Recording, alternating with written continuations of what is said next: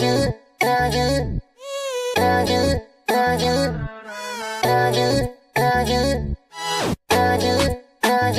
give it a shot. You and I on the court. Time ticking on the clock. Baby, I'ma try to score.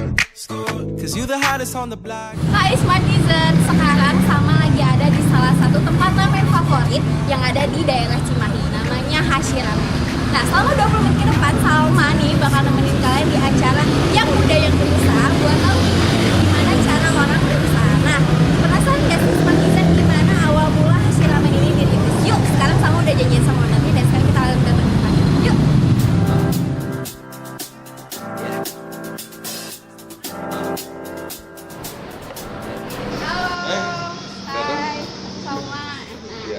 Smartizen, sekarang kita udah sama owner dari Hashi Ramen ini. Yuk, sekarang kita langsung ceritain aja gimana ya terbentuknya Hashi Ramen ini.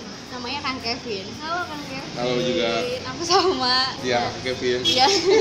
Sekarang kita langsung cerita-cerita aja ya. Kang ya, gimana awal mula terbentuknya Hashi Ramen. Boleh diceritain nggak Kang? Boleh. Awal cerita Hashi Ramen kan saya bareng sama istri nih. Ya. Misalnya, jadi awalnya tuh istri tuh suka banget sama ramen.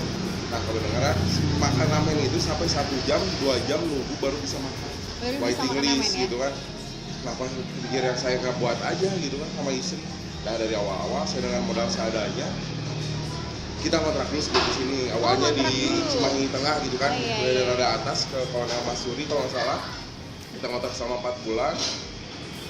Penghasilan pertama sebulan pertama itu rada lumayan seret gitu kan. Sebelum kita pindah soalnya kita kontrak. Lama-lama kemudian kita baru bisa di rumah sendiri akhirnya. Diizinin gitu sama orang tua. Sekarang bikin sendiri ya. Boleh diceritain sendiri nggak sih Kang, usaha susah payahnya akan membuat Hashi Ramen ini, kesulitan? Semua usaha pasti susah, pasti sulit. Namanya juga usaha gitu kan. Gak ada yang namanya kita mau usaha tiba-tiba langsung belajar langsung tinggi gitu kan. Pasti susah, pasti sulit. Intinya mah gitu. Terus saat pembuatan Hashi Ramen ini hal yang nggak bisa dilupain sama Akang saat proses pembentukan akhirnya tempat Hashi Ramen di sini? Yang saya nggak pernah bisa lupain, saya jadi waiter sama yang masak. Jadi waiter sama yang gitu. masak? Oh iya. Soalnya dulu pegawai cuma seorang. Oh gitu. Dulu itu satu orang. Terus untuk pembuatan si Hashi Ramennya sendiri, Akang coba ngolah sendiri atau gimana nih Kang? Saya ngolah sendiri. Awal rasa pertama kali saya buka, rasanya tuh nggak ada apa-apa. Pertama tuh mungkin asin doang sama gurih aja biasa. Dan dengan perkembangan zaman kan sekarang ada modal internet apa, jadi kita nggak usah kursus, kita cari baca-baca. Nah dari situ kita salah dari situ kita ngambil referensinya. Oke, ternyata cukup sulit juga ya Kang ya, usaha Hashi Ramen ini. Iya benar. Nah, Smartizen, sebelum kita ngebahas lebih dalam lagi gimana sih Hashi Ramen ini, kita breaking dulu ya, tetap di Yang Muda Yang Berusaha.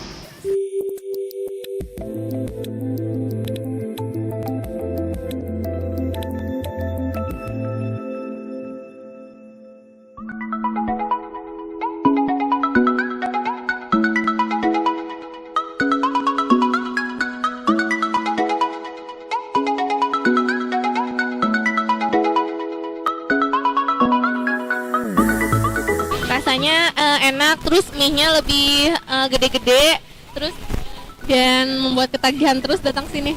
Semudah itu sudah bisa menghasilkan wirausaha sebesar ini gitu. Sampai kan dulu waktu pertama kali kesini masih kecil kedainya, masih setengahnya. Nah sekarang sudah lebih banyak gitu, sudah lebih besar, jadi berhasil lah. Nama saya Dea, saya pekerja Hashi Ramen di sini. Saya leader waiter, kurang lebih 1,5 tahun kerja di sini. Menurut saya sebagai bos, Pak Kevin itu sangat tegas, bijaksana juga, orangnya baik. Kalau di pekerjaan di sini dia sebagai bos gimana mestinya. Tapi kalau di rumahnya kita itu suka bercanda teh, suka kayak teman kayak gitu, udah akrab gitu. Smartizen, balik lagi di Hashi Ramen, di episode Hashi Ramen. Nah, sekarang kita lanjutin lagi ya ngobrol sama Kang Kevin ini. Kang Kevin, ada nggak sih yang ngebedain Hashi Ramen ini sama ramen-ramen yang lain? Ada banget. Apa perbedaannya? Kita di sini ada rempah-rempahnya sesuai dengan lidah Indonesia. Ada Ya, rempah-rempahnya. rempah-rempah sesuai dengan lidah Indonesia. Kenapa? Kalau misalkan kita masak sesuai dengan ciri khas ramen, ya kan pada suka orang Indonesia. Oke. Soalnya kan ciri khas ramen itu kan dengan seafoodnya. Iya. Kalau kita di sini dengan rempah Indonesia, jadi siapapun pasti suka. Oke, jadi andalan dari hasil ramen ini adalah rempah-rempahnya Iya, ya. benar sekali. Oke, sekarang kalau di hasil ramen ini sendiri suka ada kayak menu baru gitu nggak sih? Menu baru selalu ada setiap 6 bulan sekali. 6 bulan sekali. Ya. Boleh diceritain sedikit nggak Kang step saat pembuatan? Pembuatan menu baru, kita misalkan ikutin perkembangan zaman ya, kayak misalkan ada green tea, ada apa, sama kita juga misalkan topping-toppingnya.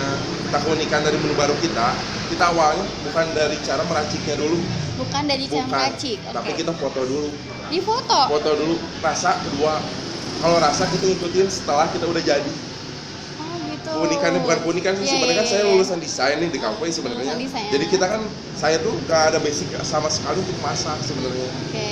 Ya dari situ makanya kita foto dulu kan ada nih basic dari Iya. TKP-nya baru Iya. rasa kita ngikutin dari referensi lagi biasa kayak tadi. Boleh diceritain nggak ada cerita unik nggak sih Kang saat pembuatan menu baru?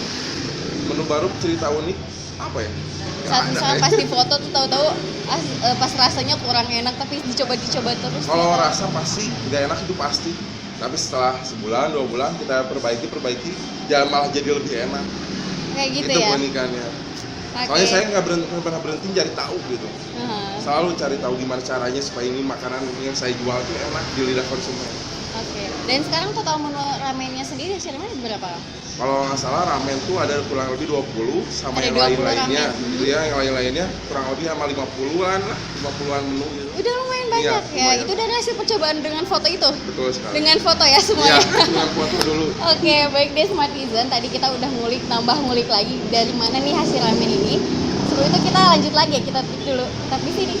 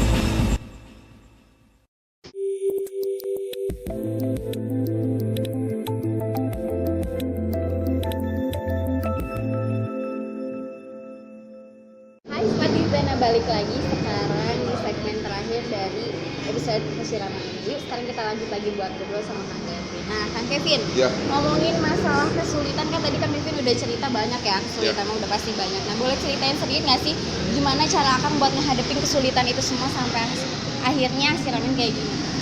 Jangan pernah menyerah intinya Jangan mah itu. menyerah ya. Ya, apalagi kita suatu saat ini sepi nih, kita tutup jangan. Mendingan kita terus buka walaupun nggak ada yang beli satupun. Jadi tetap Namanya aja. juga kita usaha biar orang tuh ngelihat oh ya bukan dia berani gitu walaupun dengan keadaan sepi gitu kan. Nah, boleh diceritain sedikit nggak sih Kang waktu Akang ngontrak nih dulu ya? Ya. Waktu hasil ramen belum kayak gini. Ya benar. Pelanggan-pelanggannya sendiri gimana ya antusiasnya pada saat itu ya? Lumayan sih pertama kali buka sebulan pertama omset hampir 30 juta per bulan. Pertama kali kita buka itu benar launching perdana, rasa pun nggak karuan, foto masih pakai tablet bukan kamera ya, tablet. Iya. Pokoknya mah karyawan juga cuman yang tukang cuci doang, yang kata masih tetap iya. saya sama yang masak. Alhamdulillah sebulan pertama 30 juta. Sebulan pertama Sebulan 30 pertama, juta, iya. lumayan ya. Jadi benar-benar usaha si ramen ini akan turun ke lapangan, Iya, benar nyobain segala macam dari masak dan ngelayanin Iya pelanggan benar. sama. Sampai nyuci piring memang ngerasain. Belanja aja pakai motor, wah gede. Sama kan sendiri ya, ternyata belajar sendiri ya semuanya. Nah, ini kan untuk kan sekarang udah banyak nih anak muda, mungkin Smartizen juga ya, Iya. yang mau berusaha nih kami yang mau buka usaha-usahanya. Nah, ada tips-tips nggak sih Kang buat mereka membuka usaha? Jangan pernah takut Jangan pernah takut ya. untuk memulai apapun. Jangan pernah takut, Mbak. Dan mungkin ada saran lain selain jangan mudah takut. Modalnya yang cukup mungkin enggak ya sebenarnya ya. modal nekat, Modal bukan modal dengan uang, modal nekat. Kita punya pikiran juga, asal punya teman buat investor, punya dana, mereka kita kenapa kerja sama mereka gitu. Kita yang punya otak, mereka yang punya uang, kita ajak kerja sama aja. Karena si ramen ini juga berawal dari modal akang sama Iya. istri ya. Iya benar sekali. Berawal dari situ Modal ya. cinta. Modal cinta, jadi hasil ramen adalah modal cinta Iya, ya Kang bener. ya. Nah, mungkin kamu boleh nyobain nggak sih kan salah satu menu favorit di hasil ramen ini? Boleh banget. Boleh ya. Iya. Mau Suka pedas nyobain? nggak? Suka. Di sini ada level 1 sampai 20, mau level berapa? Oh, sampai 20 Iya, bener. levelnya. Level yang dikit-dikit aja deh. Level berapa? Level 5 10. mungkin ya. Jangan. Level 5 aja. Level 5 aja. Ya, Bisa. Mau sekarang apa kapan besok? Sekarang kayaknya Sekarang Kang ya. Sekarang Siap. aja. Mas, Ternyata levelnya sampai 20 ya ya. benar sekali. Itu beneran bumbunya bikin sendiri sama level 20 itu? Beneran bikin sendiri, nggak akan bikin sama orang lain kan. Iya. Punya rasanya gila, pedas banget. Saya aja cuman berani sampai level 3. Level 3. Iya. Dan level 20 udah pernah ada yang nyoba belum? Banyak banget, Udah asli banyak dan banget. kelimpungan kayak wah. Jadi antara seru kuah nih. sama sambal banyak sambal. Jadi Oh, makan gitu? sambal aja. Oke, Sampai oke, habis oke. sama kuah-kuahnya. Wih, mantep ya. Ya di sini kelebihan ntar kita nunggu apinya dulu mati. Kalau udah mati baru bisa Oh, menyantap. jadi nggak langsung dimakan ya? Iya nggak langsung. Kita nunggu dulu apinya mati. Soalnya kan kematangannya tingkat sesuai dengan apinya. Oh gitu. Iya. Sekarang mau buat dipandang dulu aja. Dibayang-bayangin Iya, bener pedesnya sekali, gimana ya. ya? Iya iya iya. Kita sendirian aja ini. Ya nggak apa-apa deh. Iya, Kasihan ya. sekali. Nggak apa-apa. Nggak apa-apa udah Nggak biasa apa-apa. ya. Saya ada perlu dulu buat Oke. di belakang siang tinggal mencicipi. Iya, Cobain. siap. Makasih Kang Kevin Terima kasih. waktunya. Nanti Sama-sama. kita ngobrol-ngobrol Iya, lagi. siap. Makasih ya Kang Iya, Kevin ya. sama-sama. Nah, Smart Netizen, sekarang kita nyobain salah satu menu favorit di si ramen ini, namanya soseji. Kita cobain ya. Kita cobain rasanya kayak gimana.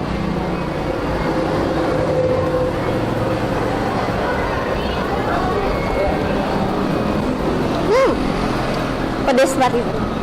Ada rasa pedas dan gurih-gurihnya dan itu enak.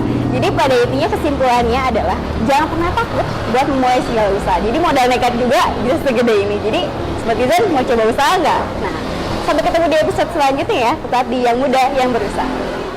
Dadah.